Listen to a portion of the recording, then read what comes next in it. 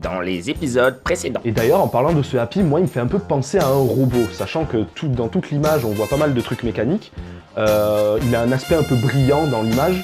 Peut-être que c'est un petit robot et pas un vrai chat comme dans Fairy Tail. Mais je perds pas espoir sur le fait que c'est potentiellement un robot, sachant que Rebecca fait preuve d'une empathie envers les robots.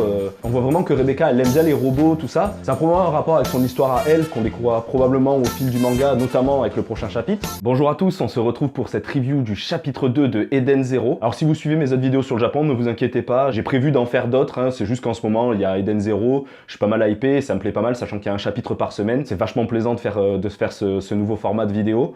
Mais vous inquiétez pas, j'ai pas du tout abandonné l'autre format, les vidéos sur partir vivre au Japon, elles vont continuer durant tout l'été, ça y a pas de souci, avant que je parte en octobre. Autre petite information, j'en ai parlé à la fin de ma vidéo précédente, mais j'ai ouvert un Discord, le lien est dans la description. C'est un petit serveur communautaire autour des sujets qui sont abordés sur la chaîne, donc le Japon, le japonais et Eden Zero du coup. Si vous êtes intéressé pour partager autour de ces sujets, n'hésitez pas à nous rejoindre sur ce serveur, on n'est pas encore très nombreux et c'est assez sympa pour l'instant. Donc voilà, ça c'était les petites informations en début de vidéo. Maintenant je vais vous parler de ce chapitre 2, donc qui fait 52 pages et avec des très jolies pages couleurs. Personnellement, j'ai préféré ce chapitre 2 à ce chapitre 1. Non pas que le chapitre 1 soit mauvais, mais disons que ce chapitre 2 met un peu plus en place l'univers et les personnages principaux, Rebecca et Happy plus spécifiquement. Et on va voir tout de suite quels sont les points intéressants de ce chapitre. Bon, le chapitre s'ouvre sur 2 pages couleurs assez intrigantes, mais je vais y revenir après dans une seconde partie. Et là, pour l'instant, je vais plus me focaliser sur Rebecca et Happy, qui sont un peu les sujets centraux de ce chapitre. Alors, premièrement, on arrive sur la planète donc Blue Garden, qui est donc la planète d'origine de Rebecca et de Happy. Je dis d'origine entre guillemets parce qu'on ne sait pas réellement s'ils sont nés sur cette planète, mais en tout cas c'est là où ils ont grandi et qu'ils ont vécu pendant un certain temps. Et donc Rebecca présente cette planète à Shiki, qui découvre un peu donc le monde extérieur, et elle lui explique un peu ce qu'elle fait dans la vie, et donc c'est une Beecuber. C'est l'équivalent donc des youtubeurs version Eden Zero. Je suis assez content de ce point-là sur le chapitre, puisque j'en avais parlé dans la vidéo précédente. Je me demandais si ça allait être un point central. Visiblement, c'est vraiment son activité principale.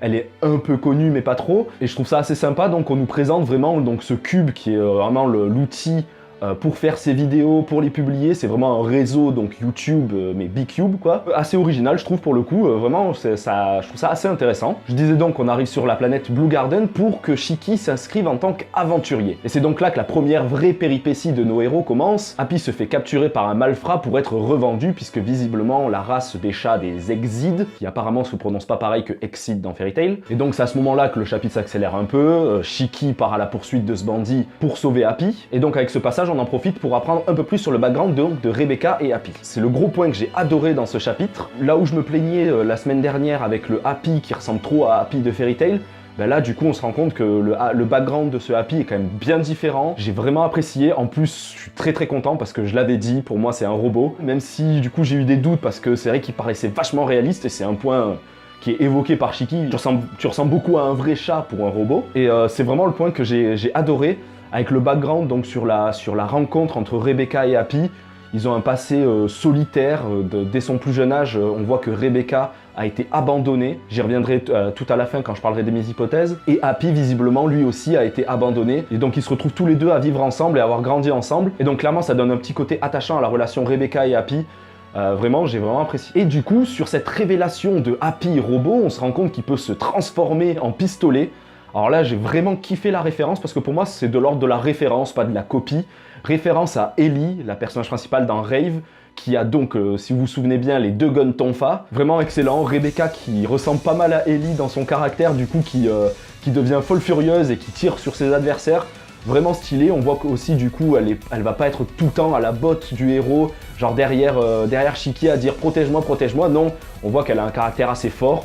Elle va arriver à se protéger elle-même, ça va pas être juste la pleurnicheuse de la série, et vraiment, encore une fois, un très bon point sur ce personnage. Alors, petit point qu'on peut relever sur cette partie, donc Rebecca-Happy, le moment où Happy se fait, entre guillemets, tuer, et donc il devient un robot, on voit que la personne qui prend les devants et donc qui vient aider Rebecca à ce grave moment, c'est le vieux qu'on retrouve sur la toute première image qu'on a vue de Eden Zero. Donc là, il se trouve être un peu plus jeune, mais on revoit le bras mécanique clairement et on repère des traits similaires. Donc du coup, on a la confirmation que ce personnage a un rapport avec Rebecca. C'est probablement lui qui l'a pris sous son aile et qui a transformé donc Happy, qui était sur le point de mourir ou qui était déjà très mal en point, en robot qui est capable donc de se transformer en pistolet. Le deuxième gros point pour moi de ce chapitre, c'est que Shiki, visiblement, il était attendu. L'espèce d'entité qu'on voit au tout début de ce chapitre, je dis une entité parce qu'on ne sait pas tellement ce que c'est. On voit sur son corps qu'elle a des parties un peu cybernétiques, elle est reliée au rocher de façon un peu bizarre. On pourrait apparenter ça au roi des robots. Dans le tout premier chapitre, il était relié à son siège. Là, on retrouve une certaine similitude, mais vraiment, on ne sait pas si c'est une déesse, une genre d'entité cosmique, pour faire le parallèle avec Marvel. On ne sait pas ce que c'est, mais personnage très intriguant. J'ai beaucoup aimé le fait que Hiromashima nous montre les proportions avec le dragon. D'ailleurs, on ne sait même pas si elle peut communiquer avec ce dragon, si c'est lui qui lui donne l'information. Vraiment, personnage très intriguant, mais ce qui est sûr, c'est qu'elle observe Shiki. Elle se demande si Shiki sera le héros de l'univers ou le démon qui mènera l'univers à sa perte. C'est un point intéressant, ça veut dire que il y a un moment dans le manga où il y aura un choix qui se fera. Est-ce que Shiki prendra le bon ou le mauvais chemin, entre guillemets? Et donc, au-delà de cette entité un peu mystérieuse, il y a Elsie Crimson, une capitaine pirate visiblement, qui est intéressée par Shiki. Elle dit le temps est venu d'aller à sa rencontre, donc quelles sont ses intentions? Est-ce qu'elle a pour but de le combattre ou est-ce qu'elle a pour but d'essayer de le recruter? Comment elle le connaît? Est-ce que c'est le Demon King qui lui a chargé de retrouver Shiki au moment où il quitte la planète? Plein de nouvelles petites interrogations comme ça qui font que vraiment ce chapitre est très intéressant. L'intrigue commence à se mettre en place. Shiki est un personnage connu, le passé de Rebecca et Happy. D'ailleurs, concernant Elsie, je sais pas trop comment on se prononce, beaucoup de gens critique le fait que ça ressemble à Erza Scarlet, Elsie Crimson. C'est un peu la même construction dans le nom. Honnêtement, il nous a déjà fait le coup avec Rave, avec Shig Heart et Shig Rain, même si derrière Shig Rain, il s'avère être Gerald dans Fairy Tail. Il nous a déjà fait le coup. Honnêtement, c'est pas très dérangeant. Personnellement, je trouve pas ça très dérangeant. J'ai vraiment arrêté pour moi de comparer Fairy Tail et Eden Zero. Je remarque les gros et les petits clins d'œil.